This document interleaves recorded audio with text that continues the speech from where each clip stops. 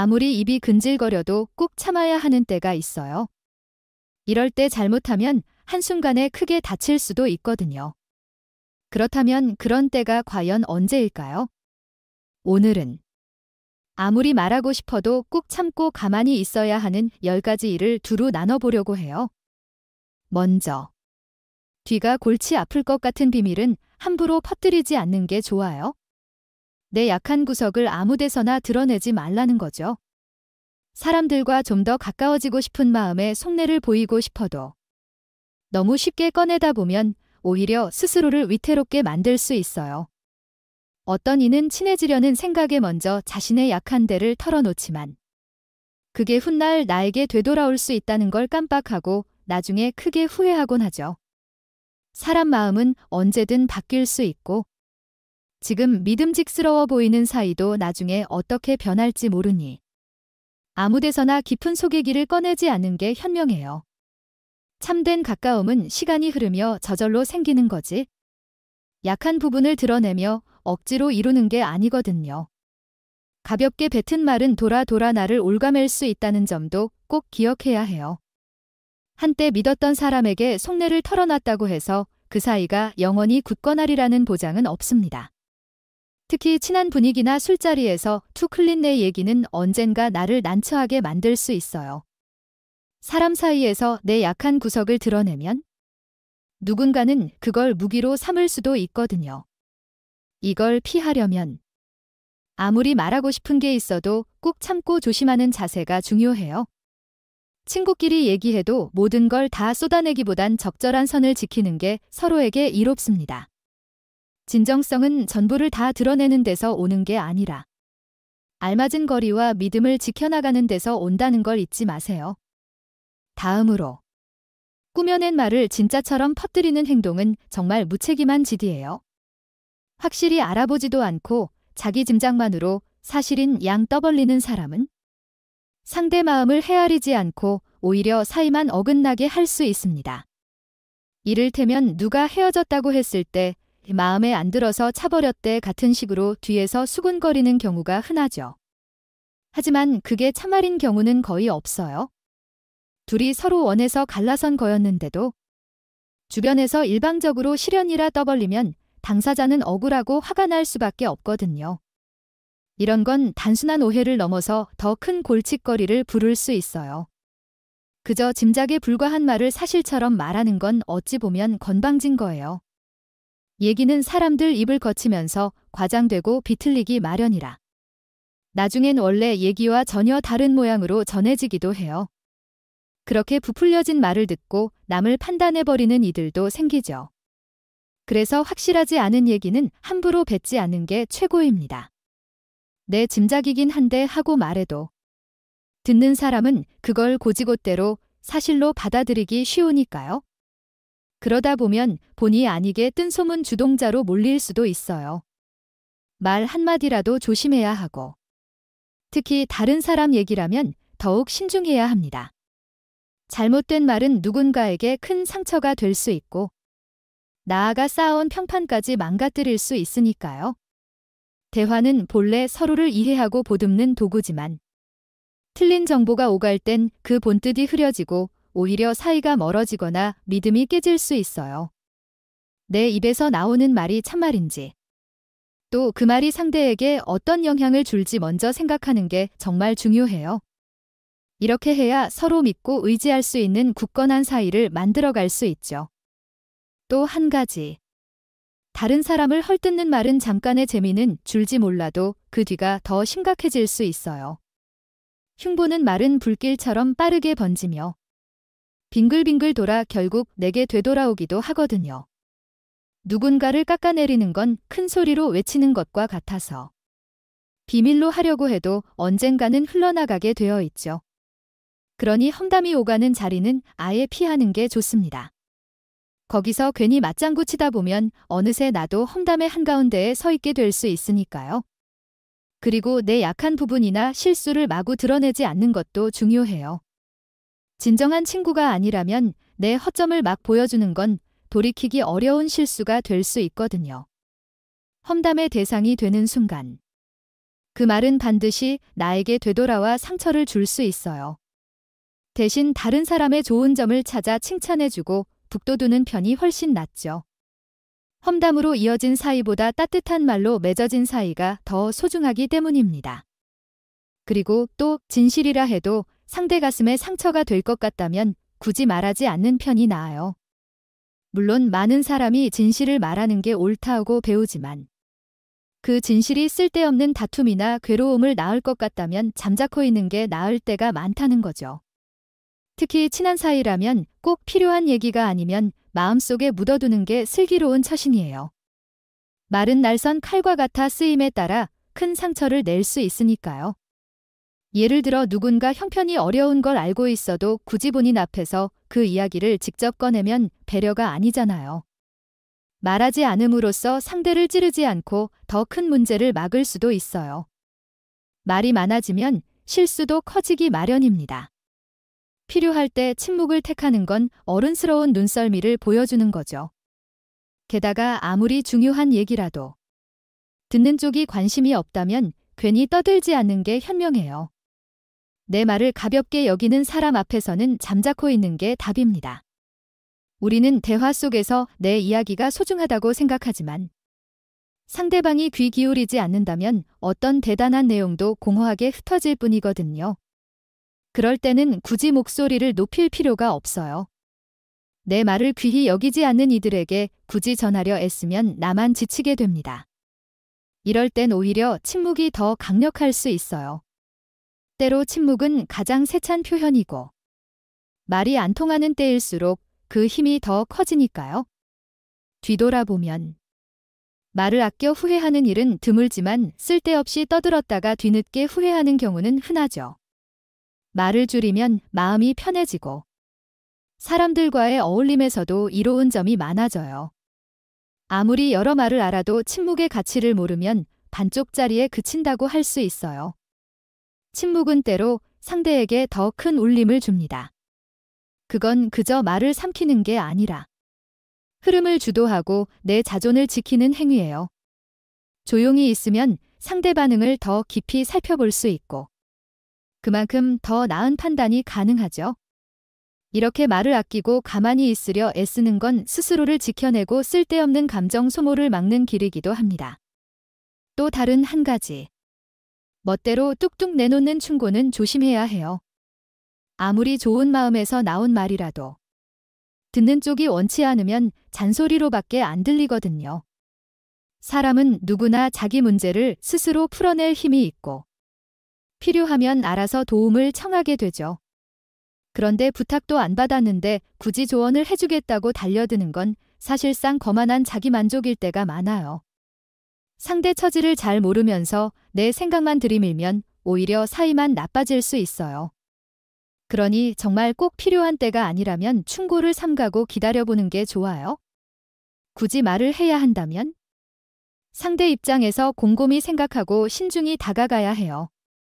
내 경험을 뽐내려 하거나 상대를 가르치려 들면 마음 문을 닫게 만들 뿐이죠. 충고는 길을 잃은 사람에게 등불처럼 길잡이가 되어주는데 의의가 있어야 하거든요. 거기서 내 지식을 뽐내거나 우쭐대는 순간 상대 마음은 상할 수밖에 없어요. 지혜로운 이는 정말 필요할 때만 입을 떼고 그렇지 않을 땐 잠자코 지켜봅니다. 사람이라면 누구나 스스로 문제를 이겨낼 힘을 품고 있고 그 기회를 주는 게 좋으니까요. 필요 이상으로 간섭하거나 충고를 남발하면 오히려 자존만 건드릴 수 있어요. 충고를 건네는 태도 역시 겸손해야 하고 내가 뭘 가르치겠다가 아니라 내가 스스로 해답을 찾도록 곁에서 보탤게라는 마음이어야 해요.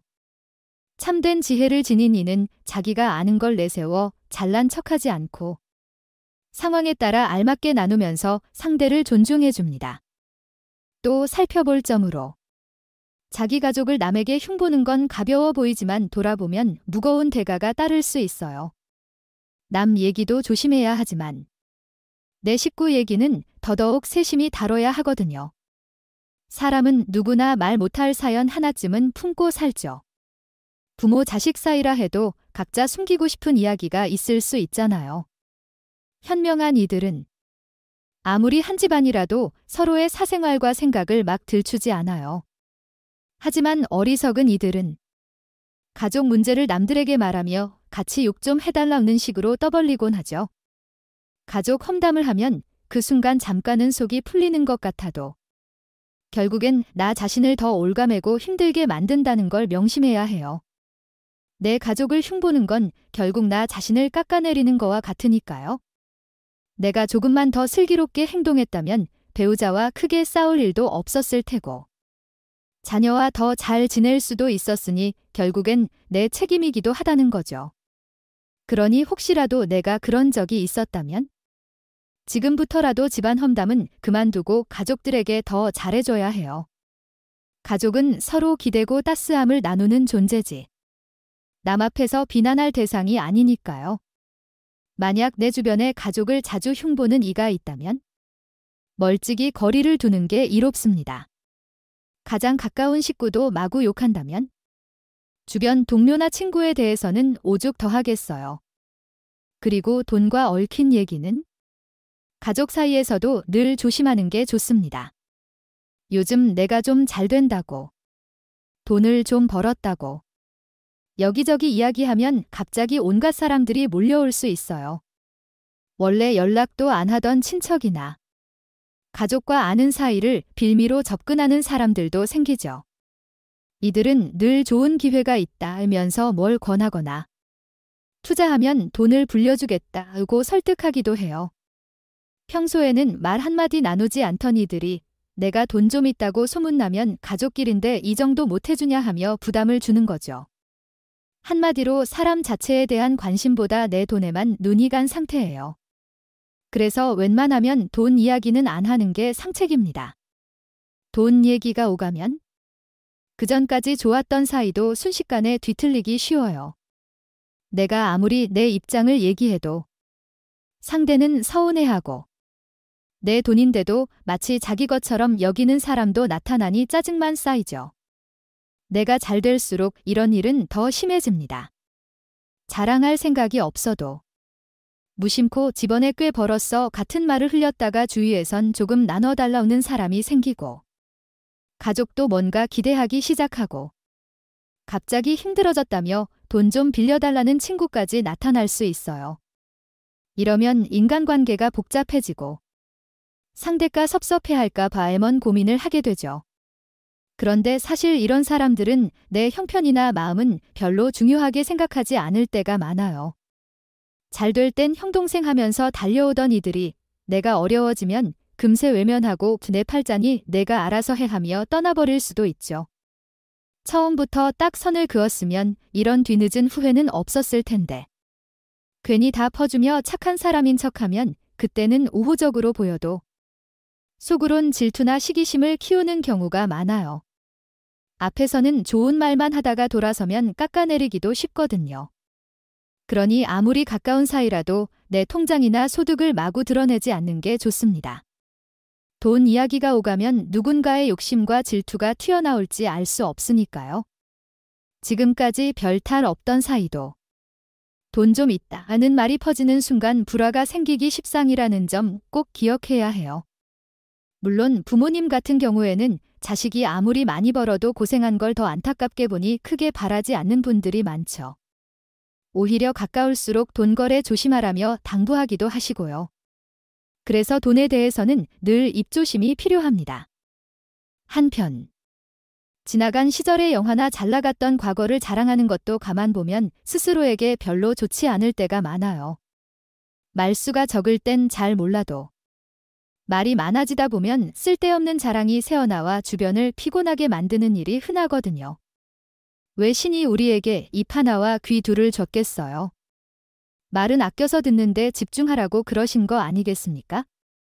어쩌다 무심코 한 자랑이 이 사람 저 사람 입에 오르내리다 보면 엉뚱한 오해나 질투심을 낳기 쉽고 만약 내 처지가 어려워지면 그 책임은 결국 자랑했던 내가 져야 하잖아요.